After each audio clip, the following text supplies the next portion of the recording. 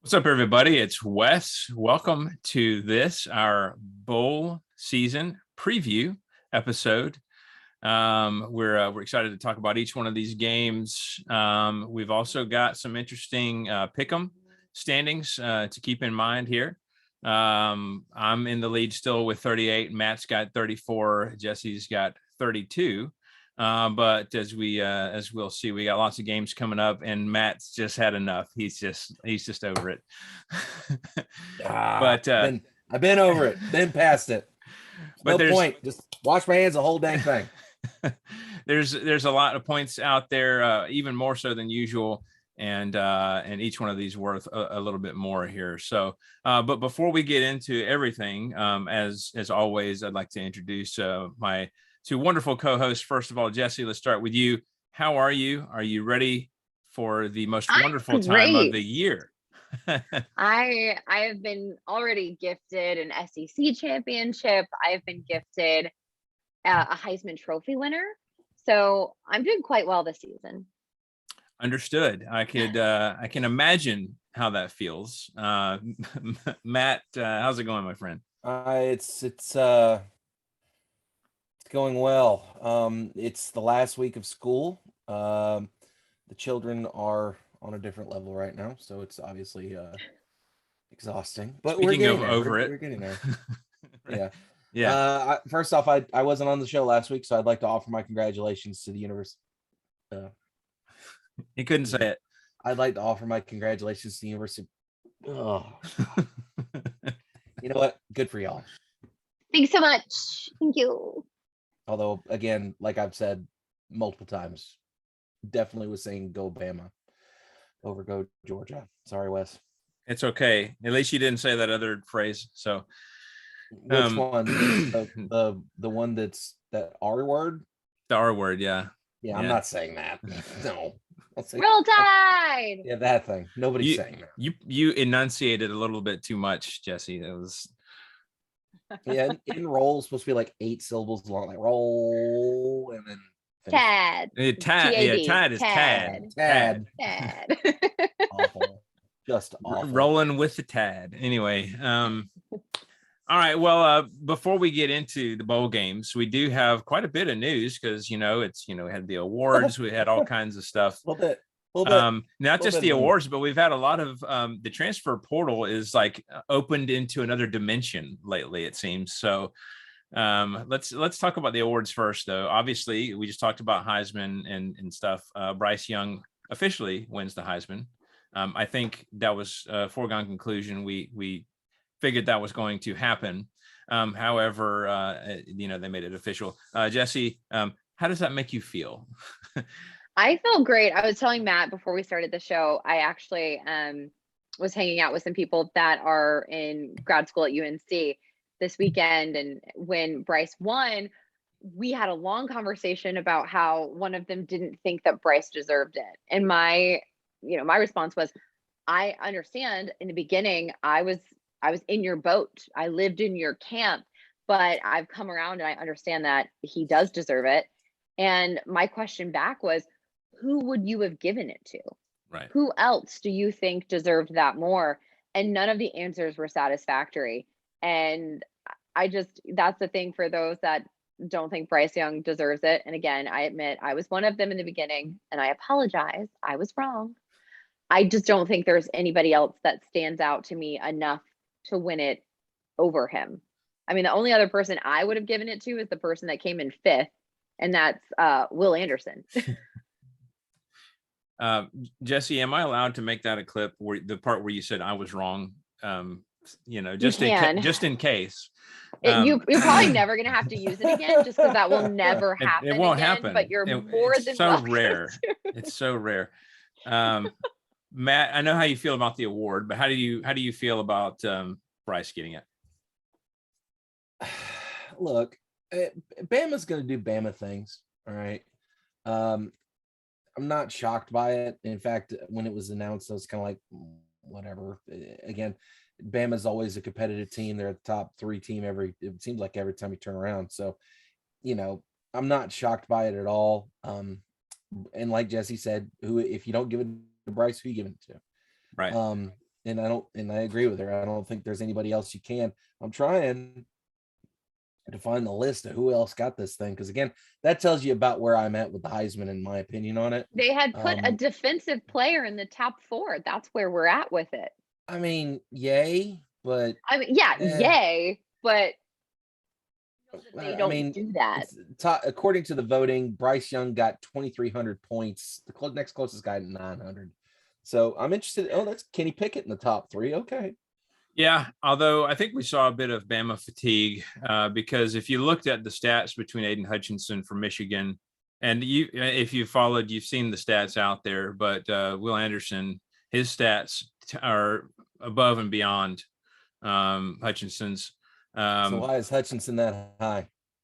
I don't know. Of course, obviously the votes, I guess the invites for New York are not, they're based on, who got the votes is really what it amounts to. So why people voted for him, I'm not really sure over. I think you're right. I think it's the fatigue. Yeah. Could it be there's a Big Ten bias when it comes to the Heisman? I mean, I'm sure there's a little bit of coverage. If you look back historically, we can't leave out certain conferences or whatever. I don't know. I seem to remember. I mean, I'm sure people turn around, the Big Ten's always got a Heisman candidate, even if they're not deserving of it. Yeah, they especially have Heisman winners when they're not deserving of it. Hey, and on Michigan in that mix too. On your behalf, Matt. Name? Trying to remember that guy's name. Give me a minute. And I'm waiting because I know you're not having a hard time remembering. I honestly cannot remember that. Oh, it doesn't matter because he shouldn't have won the Heisman. On your behalf, when they were talking about the last time a defensive player won the award, and I'm sure they brought that guy up. It was I can't remember. I think it was the ESPN CFB Instagram. I commented from our page, and I said, and Vol fans have not forgotten it since. Nope, and never will. So, anyway, it didn't really matter who else was there. We all knew Bryce was going to get it. I mean, it was just kind of, a fun trip for the other guys who went. So, anyway, they actually got to go this year. Right? Yeah, that's true. That too.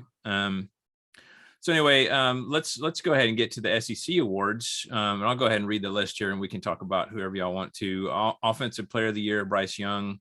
Defensive Player of the Year, Will Anderson. Special Teams Player of the Year, we had Jamison Williams from Alabama. And then Velus Jones Jr. from Tennessee. Freshman of the Year, Brock Bowers, Georgia. Scholar Athlete of the Year, Tyler Beatty, Missouri. The Jacobs blocking trophy was given to Darian Kennard at Kentucky. And then Coach of the Year, Kirby Smart, Georgia. Do you guys have any thoughts about this list?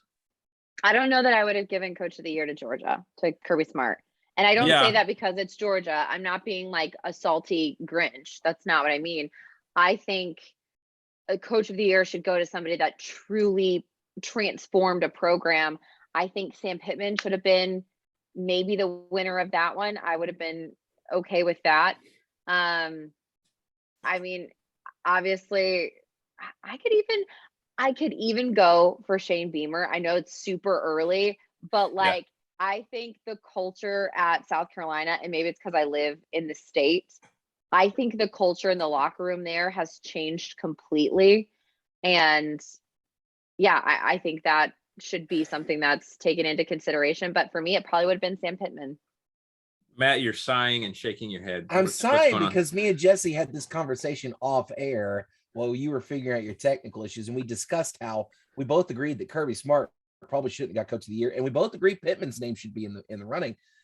But you didn't say my boy, who took one of the absolute most dysfunctional teams in the SEC, who dealt with the worst transfer portal percentages of anybody in ever, and turned Tennessee into an 8-win team. Like a 7-win team. Excuse me. I'm going ahead and giving them the 8th win in the bowl. But still, I think Heupel definitely should have been in contention for that. I think if Georgia had won the SEC championship game, then maybe you could make Kirby Coach of the Year. But losing to Bama again doesn't It just doesn't. It's not a good look. Whatever. Do you guys have a consensus as to why? And obviously, like, I can't answer this question because I'm going to be biased. I'm going to give it to Nick Saban too. But do you think we can't give it to Nick Saban because this is just what he does at this point? Like, why do you think he was not in that position this year? I don't know. And it's hard to say just based on, I know this is a different team, and we've watched him coach with a different style this year too. Mm-hmm. Kind of, very, very, what do we call it? Bro Saban-esque, atypical for him. But I also understand he has to treat each team differently too. I don't know. I agree with you guys that I probably would not have picked Kirby Smart, not because I don't think he's doing a good job, because what they've done. Look, like we said last week, it is frustrating to lose to Bama in the SEC championship. However, we still have a championship, a national championship to play for, still in the playoffs. So just the fact that we got to the point where losing the SEC championship didn't matter tells me what he's done all year. And that's fine. I understand why they gave it to him, but I probably wouldn't, because to me, I would probably rather give it to somebody who's taking a team that was down and out, doing terrible, and like you said, change the culture. From that standpoint, probably somebody like a Sam Pittman. I think it's still a little bit too early for like the Mike Leaches and the Josh Heupels out there. Maybe next year. Now, if they're able to turn things around even more so, where we're talking about how they're fighting for their division, maybe we could have that discussion. Beamer certainly has the feel of a culture that's turning around. I probably would have given it to Sam Pittman though. That's just I think we all three can agree that Pittman was probably the better candidate. Yeah. Coach of the year. Yeah. All right, and then college football awards. We had the Maxwell Award, which is the Player of the Year, given to Bryce Young, who's gonna have to get a new trophy case at home apparently for all these. Can we take a minute to talk about how it's kind of redundant that we've got the Heisman, which is supposed to be the best Player of the Year, and then we've also got the Maxwell Award. But like, I need you to pick a lane, and I need to pick something. Needs to go. I think it's just level of prestige. My vote's to get rid of the freaking Heisman, but that's just but then you get rid of the Heisman ceremony, which gets rid of a show, which gets rid of money for the network. And you get rid of the Heisman house, and then was it Nissan or whoever that is? That's like, true. It's Nissan. What's going on? I like those commercials. That's the only reason I'm okay with the Heisman. I like the commercials. It's just the commercials. Yeah. It does seem a little bit gratuitous, right? But I guess it's like the prestige of the Heisman. I don't know. And then you have the Maxwell. I also notice here they have 2 Defensive Player of the Year awards, but there's just 2 different names. So that's kind of the same thing. They had the Davey O'Brien Award for the best QB. That was Bryce Young, of course. Again, new trophy case. We had the Butkus Award, best linebacker, that goes to Nakobe Dean at Georgia. The Outland Trophy, the best interior lineman, which was Jordan Davis at Georgia. The Bednarik Award, the Defensive Player of the Year, Jordan Davis, Georgia. And then the Bronco Nagurski Trophy, Defensive Player of the Year, that is Will Anderson from Alabama. And then the Bullsworth Trophy, the top former walk-on, goes to Grant Morgan, an Arkansas linebacker. So kudos to Grant there. Did you guys have any thoughts? I love a good walk-on story. Yeah. Did you guys have any thoughts on those? I guess the awards at this point are just like, has your family donated money? Are you a historic name in football? We'll name an award after you, even if it's redundant. We have 2 Defensive Player of the Year awards. Right. Yeah. I've never been a huge fan of end of season awards. Just maybe it's because I'm jaded because of what happened with Tennessee and all that business, but they don't do anything. They don't move the needle with me at all. I don't hate them, but what I hate about them is the timing. I wish they would wait till the season's over. Yeah, I completely agree. Like, this would be something good to do, like the week before the national championship game. Let's play the bowl games and see how everybody works out. or I don't know. It seems like, the Heisman definitely shouldn't be awarded till after the national championship game. it seems like most sports wait till after the season's done, right? To give awards. I mean, maybe I'm just putting it in baseball terms or whatever. But to be technical though, the season is over. The That's fair. The regular season is. Yeah. With the exception of the playoff. And also they got to give us something to talk about for this month or 3-week long lull, right? So I've got to keep the players engaged, even those that are not in a playoff spot, I guess. I don't know. And give these guys something to start building their resumes around for when we start talking about pro days and NFL draft and all of that good stuff. Mm-hmm. Exactly. All right. Let's talk about the transfer portal. Let's go ahead and get into that other dimension. The first bombshell that was dropped was by Bo Nix. And I read this and I was like, what? Who? Shook. What? Bo Nix announced in a video on his Twitter, I believe, that he will enter the transfer portal. And I think we're going to talk about where he's going to end up in our Just for Fun segment. But it's just it blew my mind. Just the fact that he's leaving. I don't know. What did you guys think? Matt, let's start with you first. What I was just as shocked as everybody else. Let's remember Bo Nix. I was talking to a buddy of mine. He's an Auburn fan, and he said he was surprised, but he also understands it because he feels like Bo Nix has done everything he can for Bama. I mean, when you think about it, he's done everything that is possible to do. Plus, he's going to have 4 new offensive linemen next year. I think there's a new offensive coordinator next year. There's just a lot of things that don't help. And let's be frank here, a lot of these kids, their single solitary goals to get to league. And if Bo Nix's goal is to get to the league, being at Auburn is probably not the best way to get there. So I get the decision. I understand it. My own personal feelings on the transfer portal are it's a bit too, it seems, I don't know, something about it just doesn't feel right when a guy can just up and leave and go play somewhere the next year.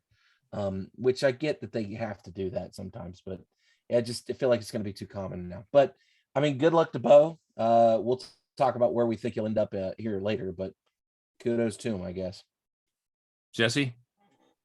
Yeah, I think I was super shook about this one, but I think what really sealed this for Bo Nix, in my opinion, is the Iron Bowl. I think for him to be hurt and to know that his team put up that much of a fight against Alabama with a backup quarterback, and not only that, but a backup quarterback that was hurt for, the entire second half nearly, and they still almost won it.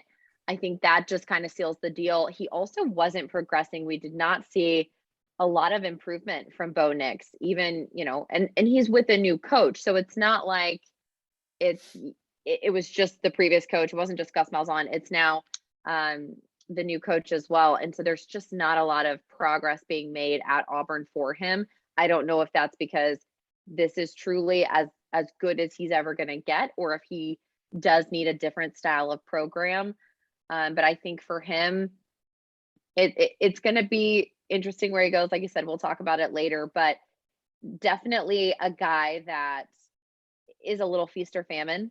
And I'm super interested to see how teams respond to him, and if there is a coach out there that can bring out even more potential in him, because right now 2 coaches have not been able to do that, and he's looked very plateaued since he started. Yeah, and it seems like the identity of Auburn is going to be changing because it was essentially centered around him, or at least it felt like it was in a lot of ways. So before we get to the next one, let's talk about a non-story that was Tank Bigsby.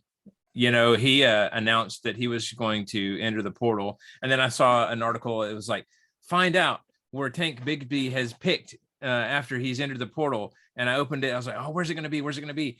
And it said he has decided to stay at Auburn. And I was like, what? Dad, I don't like that, right? Like, and I don't know if this is a him thing. If, here's the thing too, with players, they've now got social media. They can now start announcing things and start putting things out there, putting out feelers or whatever they want to do. and then they decide to stay. As a fan base, as a coaching staff, as a teammate, that doesn't make me feel really comfortable. That doesn't make me feel like you have bought into our program. No. And it's like Matt said, I understand that players oftentimes, if you get a new coach or whatever the circumstances may be, it may not be the right fit for you. And maybe there's personal things going on to where you also need to transfer. But the transfer portal has gotten very willy-nilly. Mm-hmm. Yeah. And I think it's just only going to get more so. And it is definitely going to. I mean, look at the situation at A&M. We're going to talk about in a second. Mm-hmm. Let's just go ahead. Zach Calzada, Texas A&M's quarterback, who took down #1 Alabama this year, and we thought was on the rise. Quarterback whisperer. Right. He enters the transfer portal, and I'm just aghast. What? That one totally blindsided me. I out of all the people to enter, I was like, wait, this doesn't make any sense. The guy, and I forget because obviously Zach Calzada's like burned into my brain forever now, but he's a backup, or he was a backup. Right. I forget the name of the starter quarterback who was injured. Haynes King. Did something happen to where, Jimbo Fisher was like, listen, you've done great, son, but you're going to be sitting on the bench next year, or like what happened? Or was he getting some sweet talk from some other universities? I don't know. It's just weird because I'd be willing to bet money that it was probably a case of Jimbo saying, look, kid, you need to go ahead and figure out what you're going to do because you're not starting for us next year. Yeah. Well, it's going to be interesting to see what they do in the bowl game because Haynes King, I believe, is healthy. However, do you just throw him out there his first game back into the bowl game? They got plenty of time to practice. I mean, that's I guess, but like if you might not have a choice. Fresh off an injury. Now they do have, I think, a couple other options. One of them is like a true freshman, and I can't remember the other guy. So they do have other options, and it might just be experimental time. You got to figure out those options quick and go with the best one because this is conference money on the line when you go to a bowl game. I mean, at that point, like, yeah, you want to win, but also for those that don't know, when you win a bowl game, the conference gets money. University gets money. Yeah. So there's that too. But I was very, very surprised by that. The only thing I can think is that there was writing on the wall, hey, you're not going to be the guy next year. And he's trying to get a head start on establishing himself somewhere else. So the next transfer portal story we have is Spencer Rattler, who is headed to South Carolina. Shane Beamer, what a pickup, man. It's just unbelievable. Good. And how crazy is it with Dabo? Everybody's leaving Clemson right now. And Beamer's just sitting over there like, all right, everybody come over here. The South Carolina fans are now awake. Yeah. They are out here. They have been such a quiet fan base all year. I mean, even with new coach, like they've been very quiet. This is someone who does not live far from Columbia. Like they've been pretty quiet. They are awake and they are confident after this. They picked up a quarterback. Who's he going to throw to? They picked up a quarterback, and then also Clemson is losing people. Oh, well, they are confident now. Carolina fans need to temper their expectations a little bit. I don't foresee Rattler can come in and throw it around, sure, but can you name one of the wide receivers in South Carolina right now off the top of your head? No, but also he was having trouble at OU. Like he was having issues to where the fans were booing him in games and calling for the other quarterback. I'm not saying he's not a good player. He absolutely is. But I think had he been a super stellar player, obviously athletic departments can't make him stay. But I'm sure even with Lincoln Riley leaving, they would have done their best to make him stay. And I don't know that was necessarily the case. However, he's still a better quarterback option than what Carolina's had, even though I'm still holding out for that grad assistant. But I mean, look at what they've had to do thus far at the quarterback position. They needed somebody. That's it. You hit the nail on the head right there. I mean, when you've been going with a grad assistant and then who gives way to transfer from Division II St. Francis, Jason Brown, whose name is Jason Brown, one of the most plain names you could think of. Yeah. I don't know. I mean, I think it's nothing but good for them. Hey, at least if nothing else, they have a good option there, maybe that they can build around. Whereas A before, better option. nothing really. I mean, So, look at the boost in their recruiting class just with him transferring over. And like I said, I know we're not necessarily there yet, but I think that also just speaks to what Shane Beamer's trying to do at the university. This is a quarterback that is well known across the NCAA. He could have gone to, I'm sure, a multitude of institutions, and yet he decided to go to South Carolina, where obviously he'll start. But I think you also have to go somewhere that you really trust the coach and you feel like the locker room's going to be behind you, especially coming somewhere where they loved Lincoln Riley so much. You have to find a coach that is going to be comparable to that. And I think that speaks a lot to what he's trying to do there. right. I can tell you they don't love Lincoln Riley no more. Not They anymore. do not. They do You not. talk to any OU fan right now, they Lincoln Riley is a bad word. Yeah. Yep. They're unwell. And I don't blame them. I don't blame them in the I don't least. either. No, I don't either. Yeah, but yeah, that's and we all know how the player, not just the fans, the players, how they feel about that too. Yep. All right, the final bit of news we have here is Georgia defensive coordinator Dan Lanning, who has really got that defense whipped into shape for the Bulldogs. He takes the Oregon head coaching job, and he will coach with Georgia throughout the playoff. Kirby Smart stated that after Lanning leaves, and I think we may have even talked about this a little bit, Will Muschamp and Glenn Schumann will be co-defensive coordinators, which makes total sense, right? You got Will Muschamp there. It just makes sense. Just slide him on over right into the defensive slot. Why not? So now we got old crazy eyes on the sideline, and I'm here for it. I can't wait because go ahead. Go ahead. What? No, go ahead. I was going to say, I'm not worried about it because to me, the defense, no matter who's there, and Lanning has done great. Don't get me wrong. I'm not dismissing that at all. But as long as Kirby Smart is there, that's his defense. And these guys are just simply enforcing that and helping out. And when you have a defensive mind like Will Muschamp to throw into that, I'm not worried at all. So.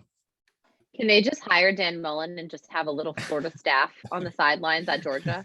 I'm waiting to see if Muschamp gets another head coaching job in the SEC. He's already done two tours in Florida and Carolina. Let's go ahead and move him out to like Missouri or something and get rid of Drinky. Right. Oh, what man. a time to be alive. Good Lord. Oh, man. All right. Well, that does it for our news from our news. As There's of right a now, lot of news. as of 9:15 on Tuesday, that's all we know. Right. It changes. There's going to be hourly. more. There's more people going to enter the portal, and then we'll see where some of these people pick as well. So. Oh yeah. We've got commits. Coming from high school kids are starting to make their commitments now. We've got people entering the transfer portal. Yeah, we've got coaches bouncing all around. So. Right. It is truly the most wonderful time of the year. It is. Speaking of which, let's go ahead and get into the bowl games. So first of all, we have the Lockheed Martin Armed Forces Bowl, which is what? Matt, don't hate on Lockheed Martin. I used to be employed. I used to be employed by them, actually. I have nothing bad to say about one of the best defensive contractors on the planet. What I am making that face for is the fact that Missouri made a bowl game.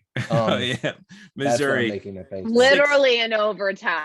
6-6 versus Army at 8-3. They that's from M&G Carter Stadium in Fort Worth, Texas, Wednesday, December the 22nd at 8 p.m. on ESPN. So there's going to be a lot of dates, a lot of words, a lot of names in this week's episode. But yeah, I mean, so as you said, Missouri by the skin of their teeth making a bowl game. I think that as we've mentioned, though, we've watched them regress a lot this year. I think that's a bit much. I think Army's a little ticked off because they just lost to Navy. And so I think that Army's going to win. I got to go with them. I'm going Army 27-24. Jesse, what you got? I too am going to pick patriotism in this one. Army, you had one job last week. I needed you to do one thing. Yeah. But Eesh. not. But no, in this one, I think I agree, Wes. I think we've seen Mizzou regress way too much. I think they had to win this bowl bid in overtime against a not great team in Florida. So I'm going to say Army wins this one in a close matchup, 28-23. All right, Matt. Look. Missouri's defense is terrible. Just terrible. Yeah, they are.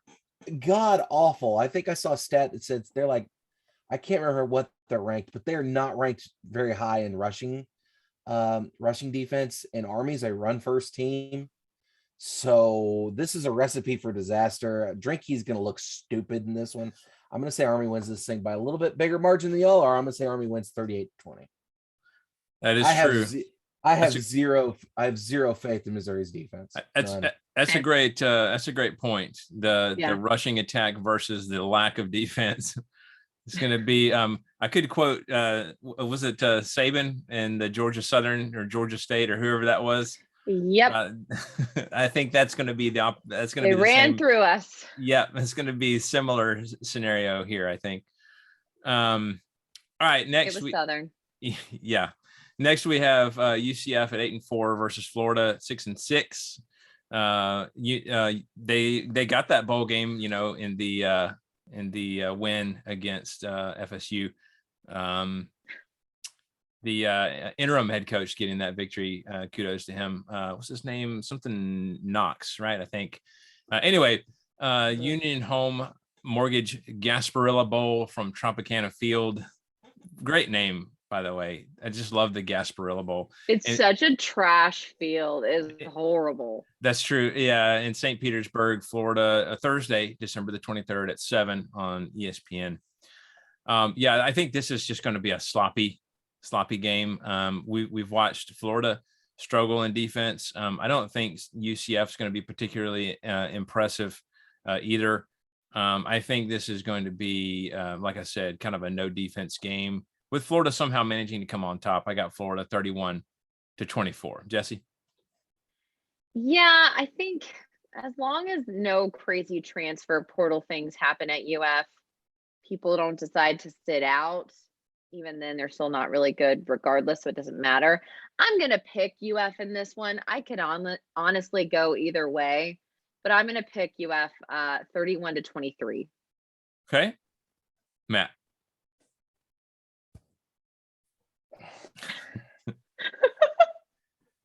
This is a Florida team that gave up 52 points to Samford.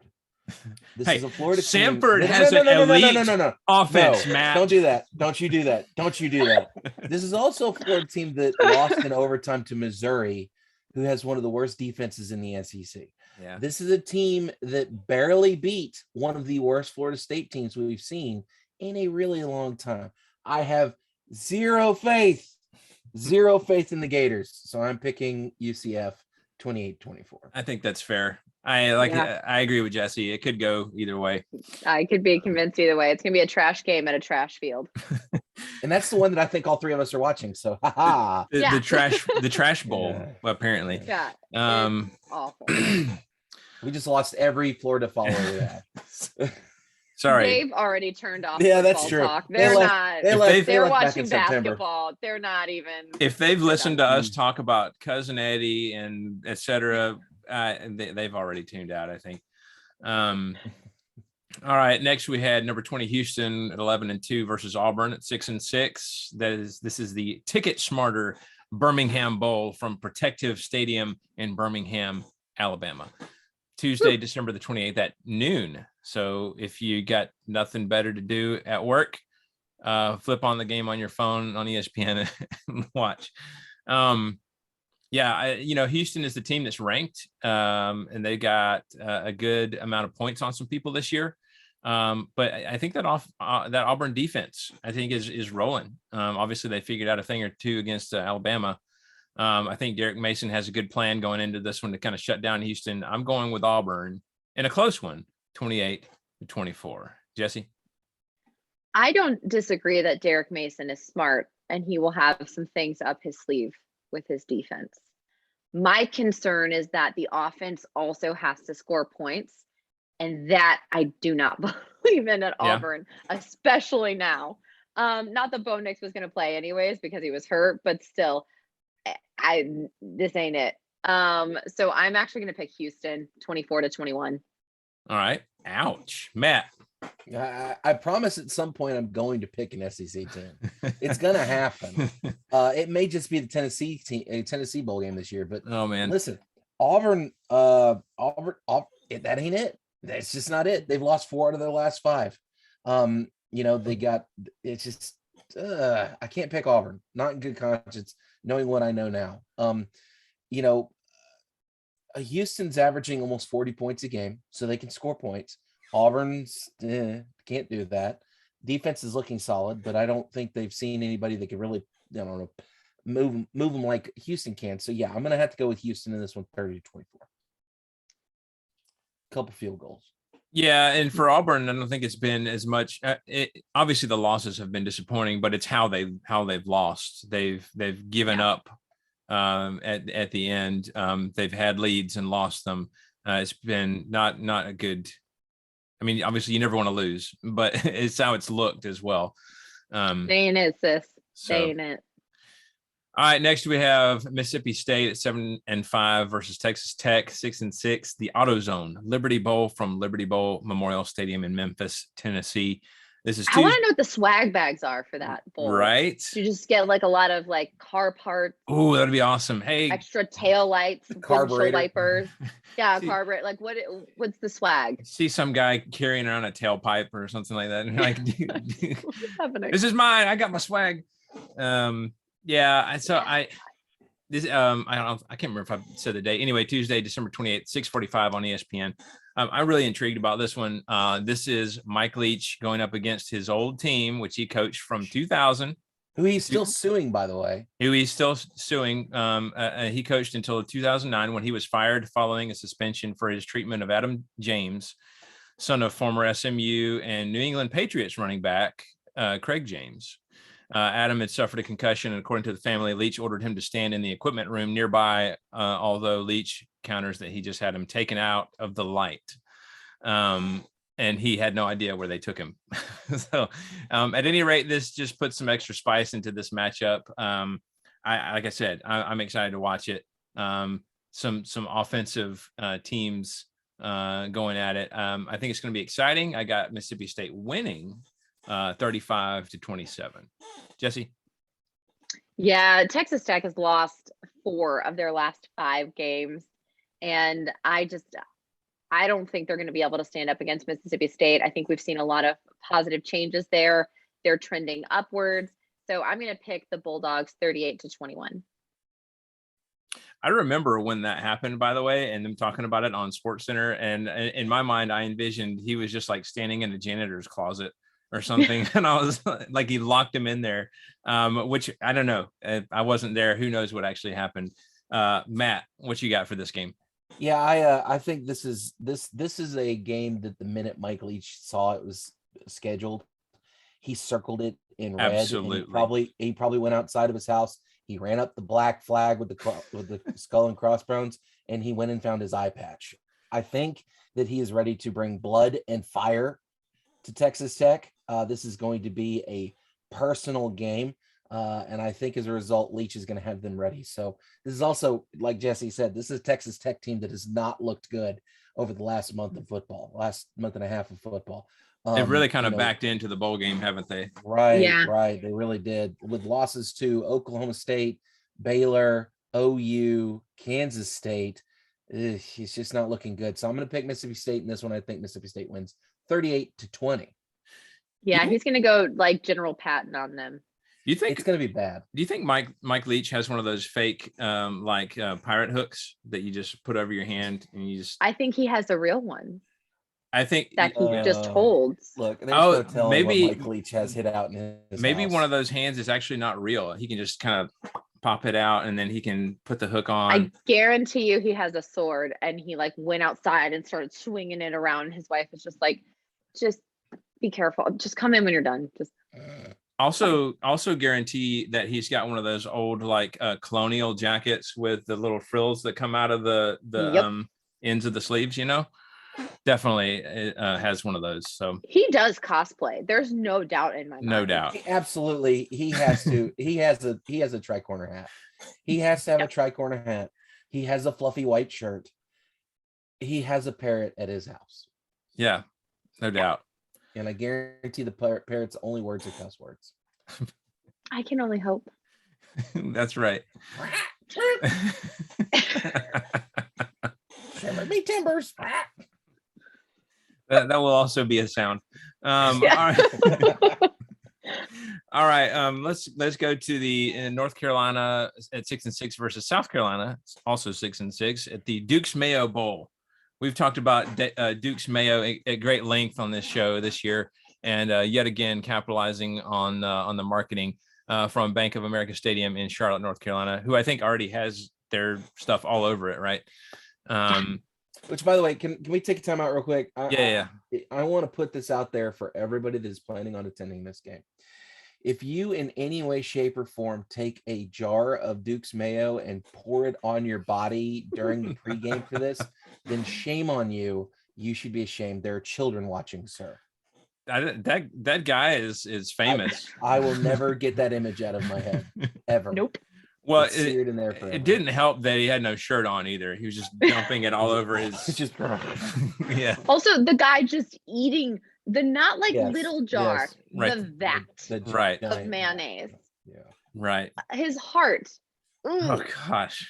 Yeah, that's Thursday, December 30th at 11:30 a.m. on ESPN. So can get your party on early that day with some mayonnaise. Yeah, I do not recommend that as a starter. We need to see if they'll sponsor us. I should tweet at them. We should tweet at them and see if they'll I love sponsor our Duke's podcast. mayonnaise. It's the only one you should buy, to be honest. Instead of Jello shots, they're doing mayo shots. Oh my god! And little cups. Stop. I promise my brother would do that. I have no doubt in my mind. Stop. The amount of mayonnaise that guy puts on a sandwich it's thick. Yeah. Well, you'd have to like hold it for a while too, because it's not going to just jump out. Yeah. You're gonna have to like. You'd have to eat it like a pudding cup. It's nice. It's nice and congealed. Which is say that? It's a terrible word, by the way. Oh my god. Let's wrap this up. I want to pick South Carolina so bad for reasons we've already talked about. But I think they're excited to be here, but they're just excited to be here. I think that's as far as the story goes this year. Maybe they'll get that win next year. I'm going to pick North Carolina this year, 31-27. Jesse, what do you have? I want to pick South Carolina. I know I should pick North Carolina, but I'm not always known for my great decisions. So I'm going to pick South Carolina 28-24. I'm ready to be heard again. All right. Matt, what do you got? We have spoke at length about South Carolina's issues at quarterback. We have discussed at length how South Carolina's defense is not the best. And let's talk about how North Carolina went toe-to-toe with Pitt, who won the ACC, went overtime with them back in the middle of November. And then also, this is a team that only lost to Notre Dame by 10 and also managed to beat a top 10 Wake Forest at the time. So this is a North Carolina team that can scrap. I have no confidence in Shane Beamer in this one. Sorry, guys. I'm going to have to pick North Carolina. I say North Carolina wins this thing 21-10. In fact, no, I'm going to go even further. I'm sorry. 21's too low. I'm going to say 30-10. I don't think Carolina stands a chance here. Wow. All right. Well, that'll be an interesting one to see how that works out. And now we've got Tennessee at 7-5 versus Purdue at 8-4. That the TransPerfect Music City Bowl from Nissan Stadium in Nashville, Tennessee, Thursday, December 30th at 3 p.m. on ESPN. So, obviously Tennessee has really had some good moments this year. I think some really encouraging moments for Tennessee fans. I think that there's a lot of points scored but I think Tennessee has the edge when it comes to that. I think the fact that this is basically a home game of sorts, obviously I know Nashville's not their home, but you know what I mean, home state. I think that helps as well. I got Tennessee winning this one 34-30. Jesse?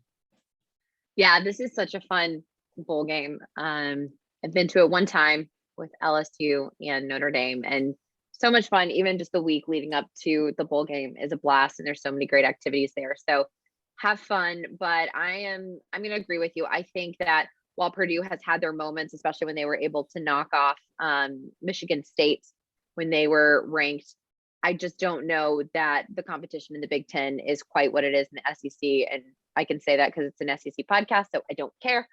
And I'm going to pick the Vols 31-24. All right, Matt, what you got for your Vols? This is a Tennessee team that I feel like the season has been forged in a fire that has been very intense. Let's remember this is a Tennessee team that played, I think, 4 straight ranked opponents in 4 straight weeks, including the number 1 team and the number 4 team at the time. So this is a Tennessee team that can scrap. Now, granted, things have not gone Tennessee's way in a couple of those matchups, but this is still a team that can definitely put up points. They haven't put up less than 40 points, I think, since probably the beginning of October. I'm sorry. I'm going to back up. Since they played Georgia, but prior to that, it had been 40 plus for a while. This is a team that could put up points, is what I'm trying to say. Hendon Hooker's already said he's coming back. That means that there's going to be continuity at quarterback. I feel like our offense and defense has improved over the season, defense especially. So yeah, I don't think that we're going to have a lot of trouble. I'm going to say Purdue doesn't get it done. So I'm going to say Tennessee wins this thing 42-30, and that will get Coach Heupel off to 7 wins in his first season as a Ball. 8 wins, excuse me. I was going to say actually 8, yeah. 8 wins. So Purdue don't get it done. All right. Next we have number 17 Wake Forest at 10-3 versus number 25 Texas A&M at 8-4. The Tax Slayer Gator Bowl from TIAA Bank Field in Jacksonville, Florida, Friday, December the 31st at 11 a.m. on ESPN. This one's an interesting one. I think we've used the analogy of Jekyll and Hyde to talk about A&M a lot this year. After a huge disappointment in Death Valley, I think that this game, maybe the good one shows up. It's difficult. I mean, obviously Calzada, he's out. I don't know. The question mark at QB to me is the biggest factor in this one. And gosh, and it's actually why I'm going to reverse my pick right now. And I am going to go, let's see, I'm doing this on the fly, so sorry. Ooh. I'm going to go with Wake. 31. Oh, let's see. I don't want to do the same thing. I'm going to go 31-28. I had, when I was going through my notes, I had A&M picked, but just the whole, like I said, the instability at quarterback for me, that makes all the difference. Especially if we get into like maybe King is healthy, maybe he's not healthy, and we start experimenting with people at quarterback. I just got to go with Wake 31-28. Jesse, what you got? Yeah, even if Zach Calzada had not transferred or entered the transfer portal, rather, I don't know that I'm fully confident in Texas A&M going up against Wake Forest, but especially now that they truly don't know who their offensive leader is on this team. I'm going to pick Wake Forest 31-27. All right, Matt. This one's tough. It is a tough one because Wake Forest is coming off a loss to Pitt, and they got nuked against, well, not nuked, but they didn't take care of business against Pitt. They lost to they lost to North Carolina. They got pretty roughed up against Clemson. And like you said, A&M's so hit and miss. They finished the season with a loss to LSU. They lost to Ole Miss. They somehow managed to beat Auburn, but it's like you said, who are you gonna pick? My gut's telling me go with Wake Forest, so I'll go with Wake Forest. As far as score goes, I'm gonna say 28-14. There we go. Ooh, okay. There we go. 28. Gotcha. I don't think A&M's going to be able to do much. Offensively. All of us. Maybe and plus Wake Forest's defense. I mean, Wake Forest is averaging 42 points a game, which granted is ACC points, but still, those points count different. A little bit different. Yeah. No, I that's good. All of us picking against the conference in that one. All right. Let's go ahead and get to some of these. As the kids like to say, it is what it is. A couple of these CFP semifinal games. Number 4 Cincinnati at 13-0 versus number 1 Alabama at 12-1. The Goodyear Cotton Bowl Classic from AT&T Stadium in Arlington, Texas. That's Friday, December the 31st at 3:30 on ESPN. I'm very intrigued by this matchup. I don't think Cincinnati has the firepower to beat Alabama. However, I think it is going to be a little bit closer than some people think. And Cincinnati may enjoy some success early. I think Bama probably adjusts. And also there's, Bama benefited from the rat poison against Georgia because it was stuff for them to feed on, right? To motivate the team. Now Saban's going to have to deal with the rat poison that he's familiar with. And that is that Bama is the expected one to win, likely. I don't think it matters though. I'm gonna go with Bama winning in this one. I don't think the Tide stumble. I got them winning 35-21. Jesse? Yeah, in this game, Cincinnati is going to be pulling out all of the stops. This is their opportunity after not making it into the playoff last year to show that they truly deserve to be in the playoff against a Power 5 team and that they have earned this spot. And so they are going to be gunning for us. But I am much more encouraged after the win against Georgia, and not just a little win, quite the win against the number rub it in, Jess. Okay. I'm sorry. It's just fact. She's not wrong though. I'm just messing. I'm not wrong, but against the number 1 defense in the country at the time. So oh my gosh, I didn't even put the name on our note sheet. Y'all just it was had it to was know. understood. It was implied. We knew what you meant. We all knew who you're picking, Jesse. You're not fooling anybody. But no, I think Cincinnati is going to come out really strong in the first half. I think they're going to, put up a few early points, and I think Bama's just going to do what Bama should do, and I'm picking the Tide 41-28. Matt is shaking his head, sighing, and everything else. I am just beside myself right now. What's going on, man? Listen, Cincinnati is a powerhouse. Cincinnati's going to win this ball game. They're going to win.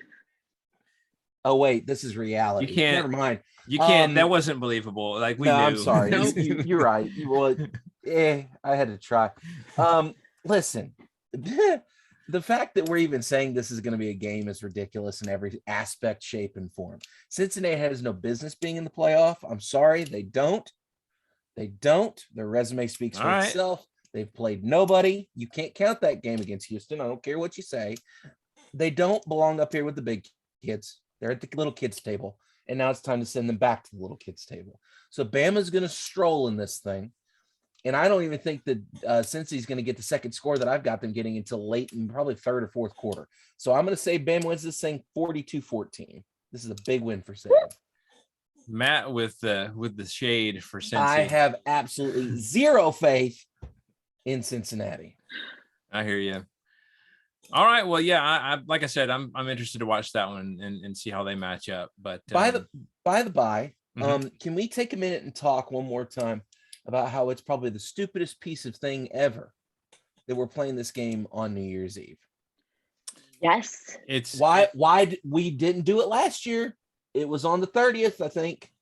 Why can't we do that again?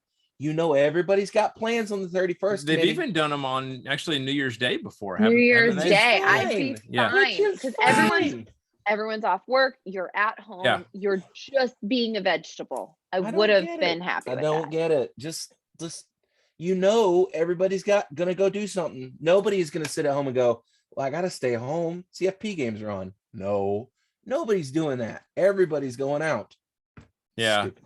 It's just I guess also that while I'm on my soapbox, they also shouldn't play the national championship game on a Tuesday night or a Monday night. That crap should be on a Saturday. Yep, Yeah. absolutely. Everybody has to like take off work the following day anyway, because it's just, everybody's staying up late. It's just, I've never understood that.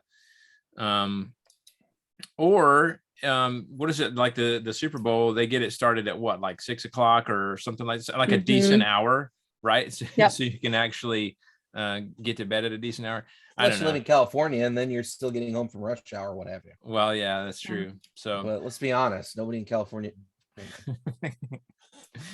Anyway, our next CFP semifinal game is number 3 Georgia at 12-1 versus number 2 Michigan 12-1. Also, that is the Capital One Orange Bowl from Hard Rock Stadium in Miami Gardens, Florida.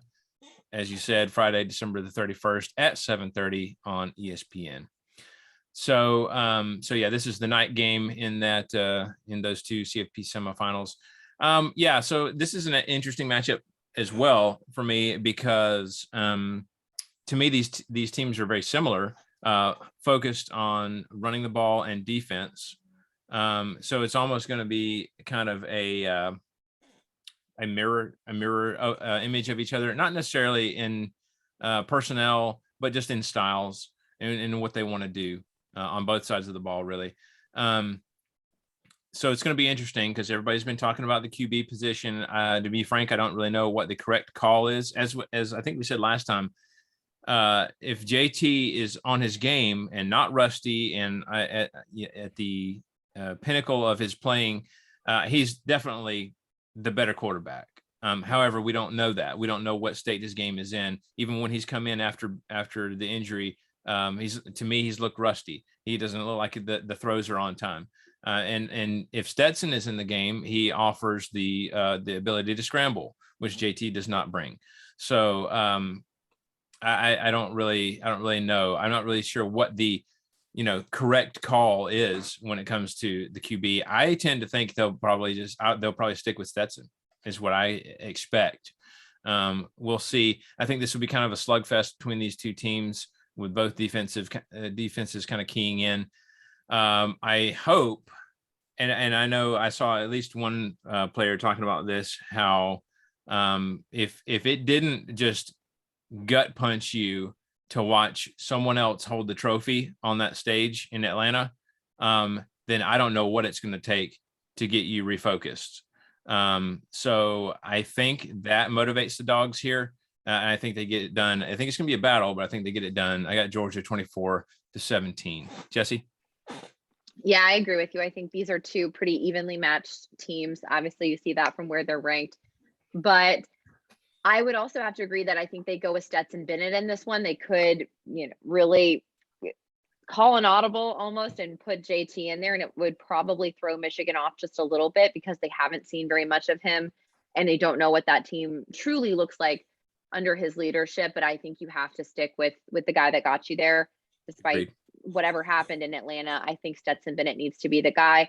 And then if you need to make adjustments, you make adjustments later. But Kirby Smart will probably, depending on the outcome of this game, catch flack for whoever he plays, because people are always going to have their opinion. And if it doesn't go the way that Georgia fans want it to go, then they'll certainly find something to pick apart, and that will likely be the thing. But I think that Georgia will get it done. But I agree. I think it's going to be a really, really close game, and I'm interested to watch it. But I'm picking the Dogs 27-24. Okay. Matt. We're going to flip the coin. For those that can't see, Matt's flipping a coin. Michigan. All right. So I thought you might. Here's the thing. 210 to never mind. This game I have no clue who to pick. That's the reason why I ended up flipping a coin. Georgia's defense is great-ish. Bama kind of exposed it a little bit. Just a little bit. Okay, a lot of it. And I just don't know if they're going to be able to get that swagger back that they had going into the SEC championship game. Michigan, if you listen to that game against Ohio State, because I listened to the game on the way back from Thanksgiving, Michigan ran the ball very effectively in that game. And they were all outside runs, which if you look at Georgia's defense, they are concentrating on the interior. Bama won the SEC championship game where they run most of their runs outside. So I think Michigan's going to do the same thing here. I think Michigan's going to end up winning this thing. And I think Michigan wins it close. I think it's going to be a tight game, like y'all are all saying, but I'm going to go with the Wolverines here, and old Khaki Pants is going to finally get to play for a national championship. So Michigan 21-20. Woo! All righty. We'll see how all that goes. And then Wes, are you still planning on retiring your fandom? No. Okay. No, I figured that was just in the heat of the moment talking. Yeah, I've definitely which I know no one on this show can relate to, but I do vent about my team from time to time. And so it happens. Also, I think being a Georgia fan is kind of a blessing in disguise, because you're not allowed to let football become too high a priority in your life. Like I feel like if we won all the time, that would be like, oh man, I get so caught up in football and this is the best thing. This is my life.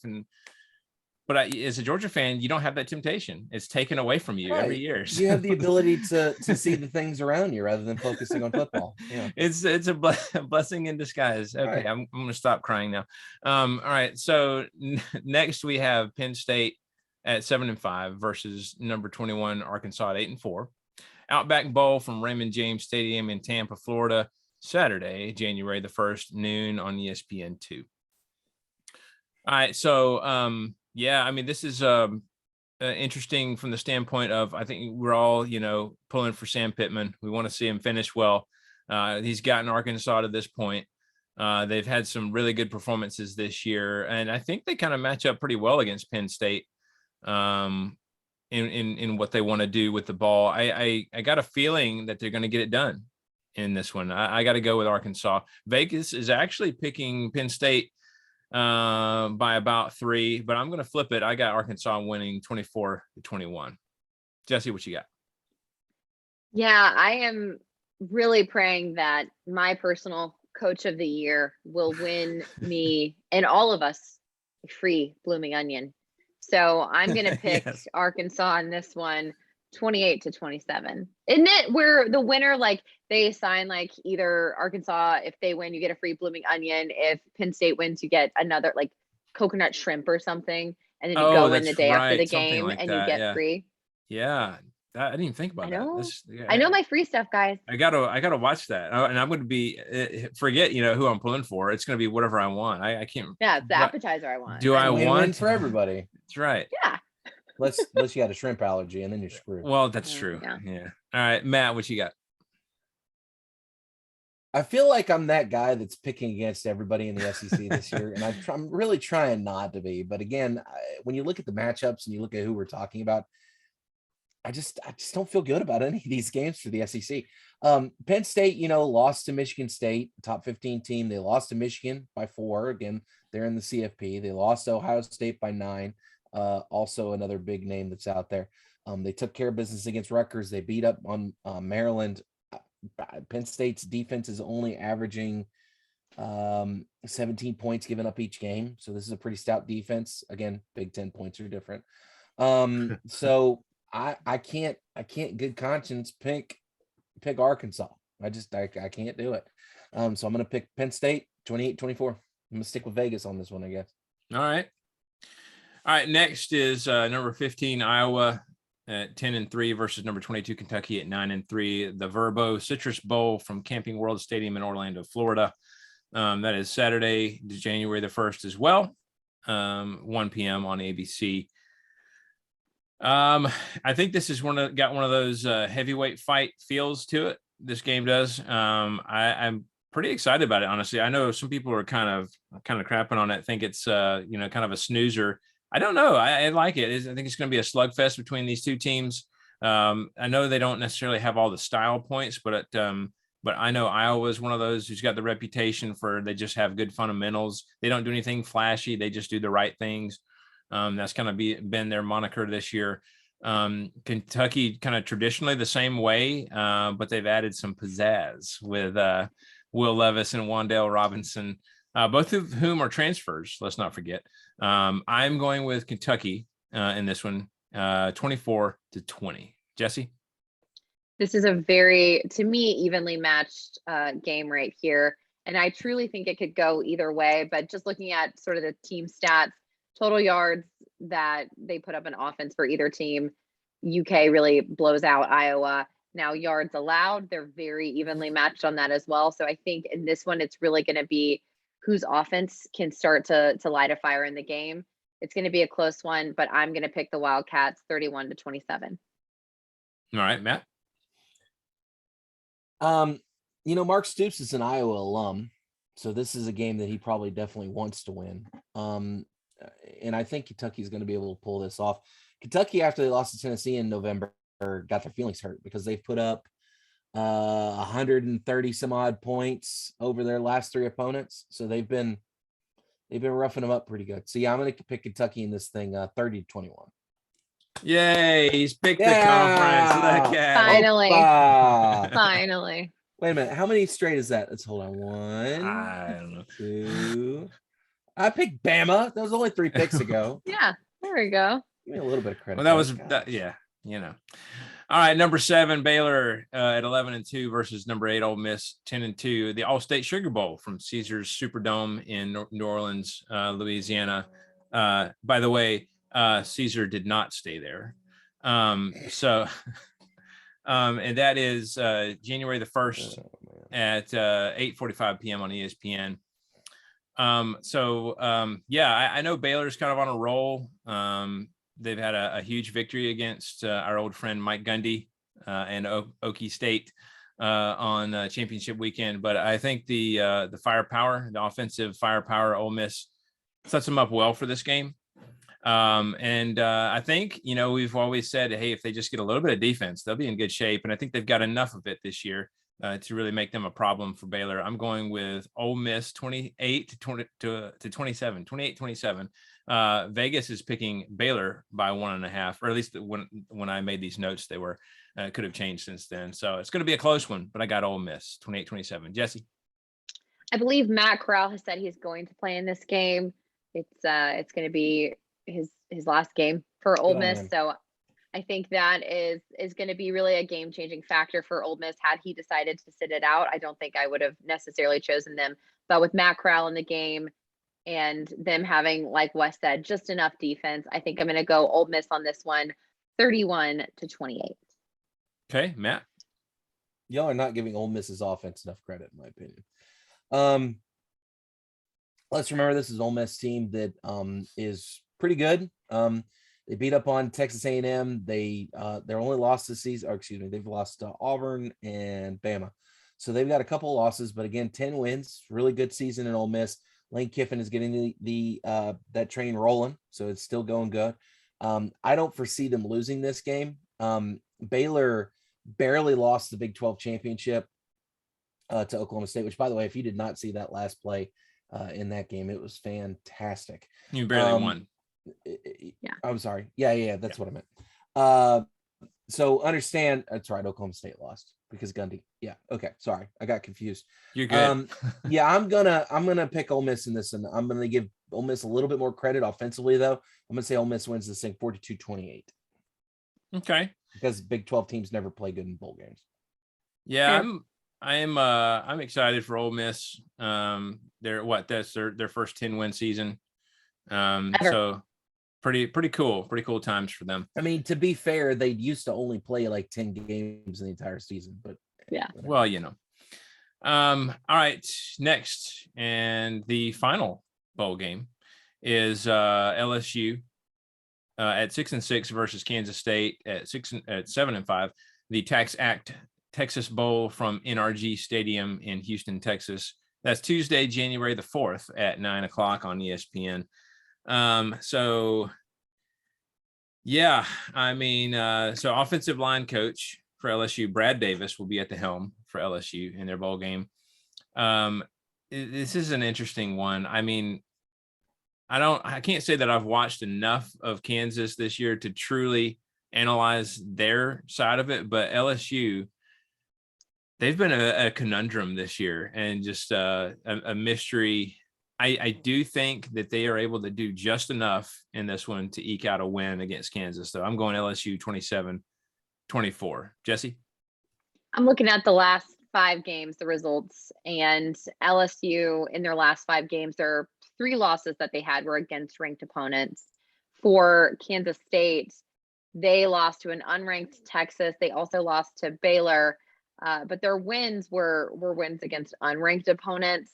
And so I don't know. I think LSU is going to be able to barely squeak this one out. So I'm going to pick the Tigers 21-20. All right, Matt. This is a tough one. Because LSU could play up and beat Kansas State pretty soundly, I think. Excuse me, or they could just roll over and not show up at all. And I'm going to pick LSU just because I don't want people getting angry at me for not picking the conference any more than I already have tonight. Pick it with your heart, Matt. Don't let people sway you. I don't know. It's just I know. I mean, I was torn. It's a Big 12 team. It's a Big 12 team. I'm going to pick LSU. So I'm going to pick LSU 20. I'm going to say 24-20 is the score. Okay. It's done. LSU 24-20. It's set in stone now. So, Mm-hmm. All right. Well, that does it for the bowl games. I'm excited to get bowl season started, which is right around the corner. We've got our first ones coming up pretty shortly. And now let's talk about our Just for Fun segment, which is Christmas themed. And that is actually, it's a 2-parter. This, and I Matt, you mentioned technical issues. I had some great Christmas clips. I had the Grinch soundtrack. It was great. But anyway, just use your imagination. We're going to talk about 2 things. The first thing is who deserves coal in their stocking. And Matt, I think you proposed that one. I'm not sure if you're thinking of a player, a team, a coach. What are you thinking? I'm going to go with none of the above. Okay. Because there's a couple people that deserve coal this year. Item number 1 is the CFP committee for playing a game on New Year's Eve, because that's something I will never not get pissed off about because it's the most ridiculous thing ever. Right. The other piece of coal that goes out this year is going to the officials of the Southeastern Conference, because God knows they have not earned any good presents this year, and I hope to goodness they get nothing but coal and socks. And that's it. And I hope they're not even comfortable socks, like really thin socks, like socks that don't even keep out the cold. They're socks because you have to wear socks. The ones that you put on and they stretch so thin you can like see your toes inside. Yes. Yeah, those are they get no good socks. Yeah, those are the worst. Jess, what do you got? Those are so good. The officials are yes. Gosh, I'm trying to think of who to select.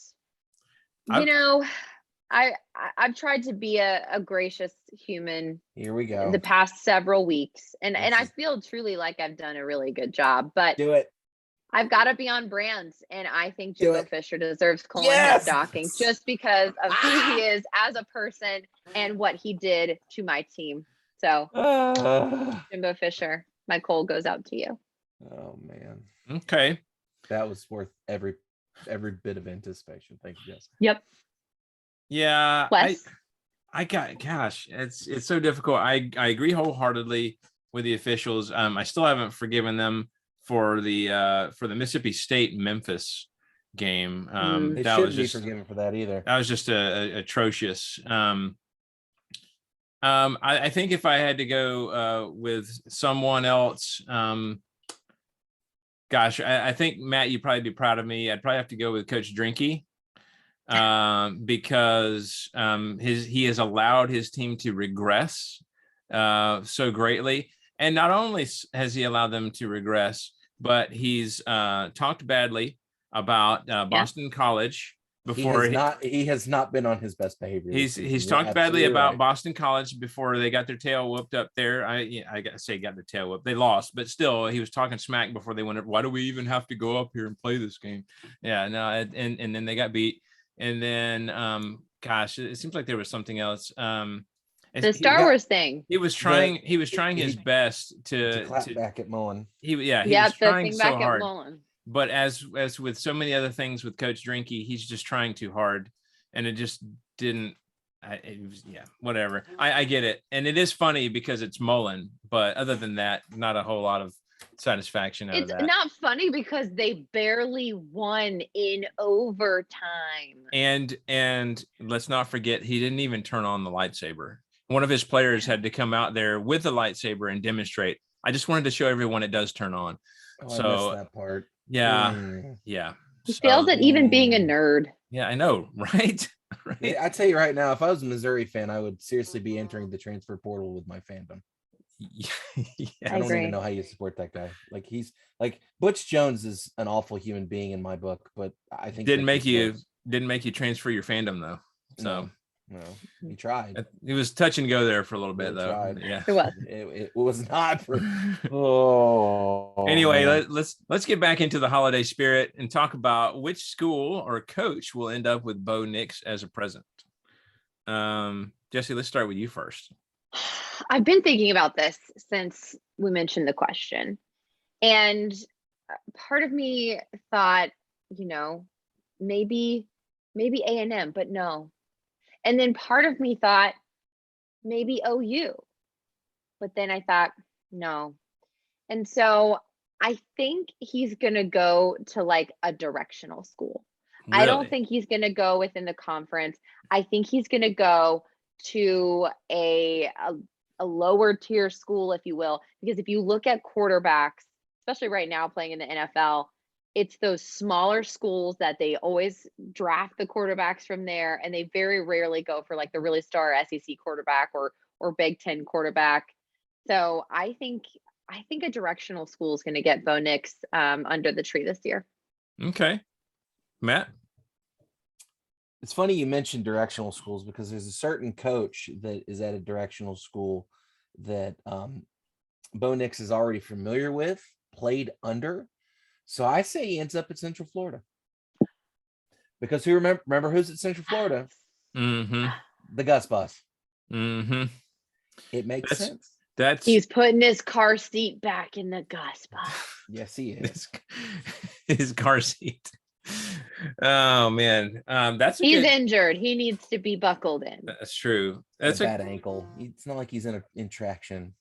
That's a good point. That's a logical path for him. I like that thought, and it makes sense. I think I'm gonna have to break from the pack though. I'm gonna say Ole Miss. Oh, because I didn't even think about it. Corral's gone. Yeah, Corral's gone. Bo Nix has a reputation of not keeping his cool, not keeping his head, and I think, oddly enough, that's something that Lane is really good at with a quarterback, is calming down his quarterback. We saw it with Corral some last year, where he would have a bad performance, he'd get super frustrated, and Lane would calm him down and leave him in the game. I think, how many picks did he have that one game? And he just left him in. He's like 6. He's like, dude, you're just gonna have to figure it out. Sorry. Wow, I didn't even think about that. That's an excellent That's a good point. Fit too. That is a good fit. I think so, but I like if Bo's trying to get to the league, yeah, and if he can get under Kiffin, yes, who can make a quarterback, yeah, that works. Yeah, but I like your argument for UCF too. I think that makes sense too. So I don't know. Neither one of those would surprise me. Watch, he's going to end up at like, I don't know, North Dakota State or something. Right.